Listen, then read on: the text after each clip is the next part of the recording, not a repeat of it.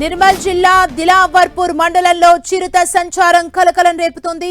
కాల్వలోని లక్ష్మీ నరసింహస్వామి ఆలయం సమీపంలో చిరుత కనిపించడంతో పొలాల నుంచి వస్తున్న రైతులు ఫోన్లో చిత్రీకరించారు. గతంలోనూ ఇదే ప్రాంతంలో చిరుత కనిపించింది. దీంతో ఆలయానికి వచ్చే భక్తులతో పాటు భైంసా నిర్మల్ రహదారిపై వెళ్లే ప్రయాణికులు, మండల ప్రజలు అప్రమత్తంగా ఉండాలంటున్నారు పోలీసులు.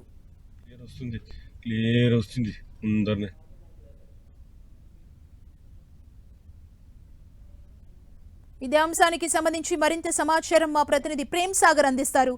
ప్రేమ్ సాగర్, సుమ, ఈ కాల్వ లక్ష్మీ నరసింహస్వామి పురాతన ఆలయము. గుట్ట పైన ఒక ఆలయం ఉంటుంది, గుట్ట కింద ఒక ఆలయం ఉంది. ఈ ఆలయ సమీపంలో తరచూ చిరుత పులులు సంచరిస్తూనే ఉంటాయి. గతంలో కూడా భక్తులు చాలా మంది చిరుత పులులని ఈ ప్రాంతంలో చూసిన నేపథ్యం ఉంది. సో రైతులు, ఇక్కడ చుట్టుపక్కల ప్రాంతాల వారికి ఇక్కడ చిరుత పులి కనిపిస్తుంది. కానీ నిన్న ఒక్కసారిగా రోడ్డుపైకి బైంసా నిర్మల్ ప్రధాన రహదారిపై చిరుత పులి వచ్చింది. దాన్ని కొంతమంది వాహనదారులు, ఆ సమీపంలో ఉన్న రైతులు, ఇంటికి వెళ్తున్న రైతులు కూడా ఫోన్లలో దాన్ని బంధించారు. సో పూర్తిగా ఈ చిరుత వల్ల కొంత హాని ఉంటుంది కాబట్టి ఈ ప్రాంతంలో ఉన్న ప్రజలు కొంత అప్రమత్తంగా ఉండాలని చెప్తున్నారు.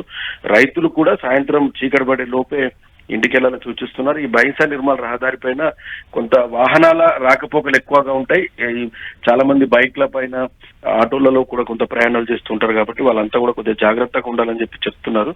సో తరచూ ఈ ప్రాంతంలో చిరుత పులులు సంచరిస్తూ ఉంటాయి. సో కొంత జనాలైతే అప్రమత్తంగా ఉండాలని ఫారెస్ట్ శాఖకు సంబంధించిన అధికారులు కూడా సూచిస్తున్న పరిస్థితి ఉంది. సుమా, థాంక్యూ ప్రేమ్ సాగర్.